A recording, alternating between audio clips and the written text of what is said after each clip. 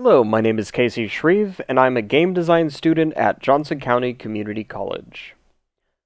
Today, I would like to show off my level design project that was made for a class called Level Editing. The class itself focused on building rooms and terrains for video game levels.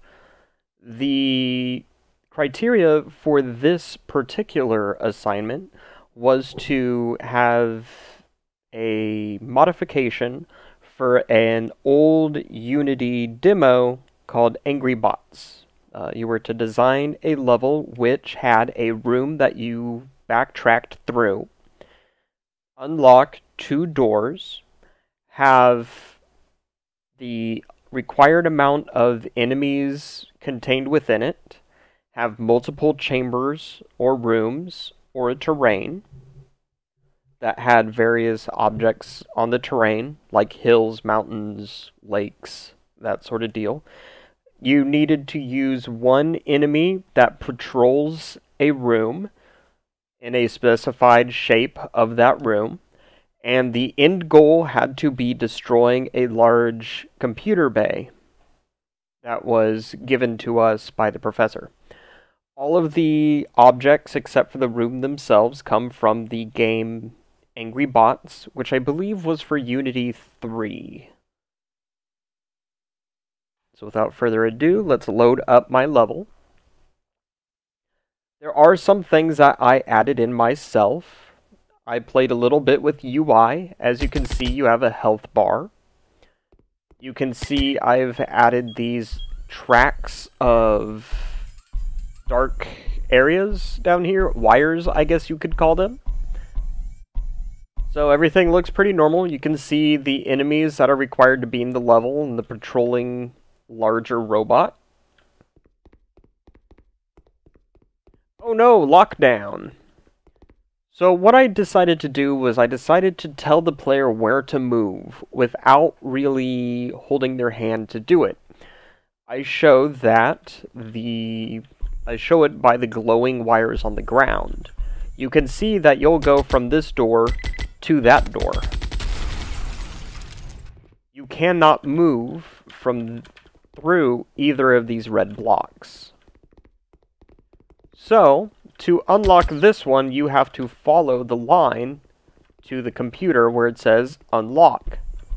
Click, the computer turns off along with the wire, and now you can go through.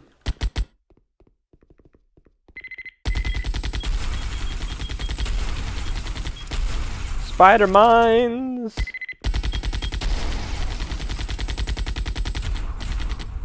The room was made with Procore. The coding was made with Playmaker.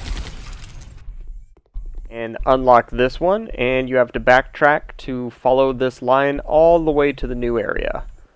See, I can get through now. Oh, to show off a little bit of the health bar, I'll get hit a few times. I decided to add the health bar because the light on the back of the guy, which I assume is supposed to show your health, doesn't really get the point across.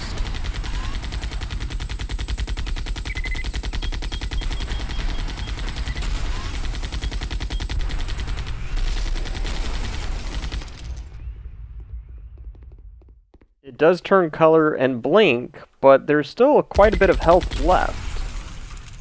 I also added some decals to really give off a flare of a room. Here I did hold the player's hand just because this room is kind of large, and you can get an area where the whole screen is filled with nothing, and you don't really know what to look at. The arrow is mostly for framing. And here's the computer object.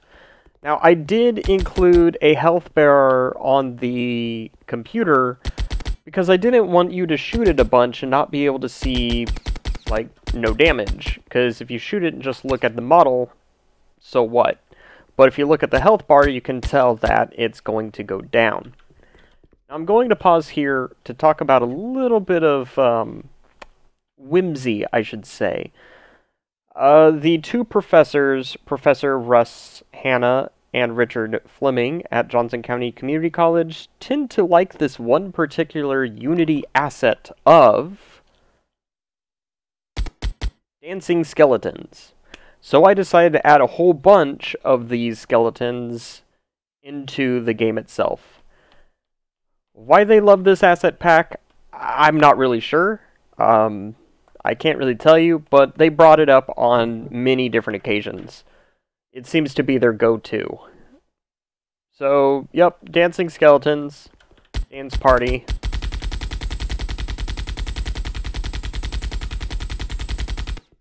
And that is my final project for level editing.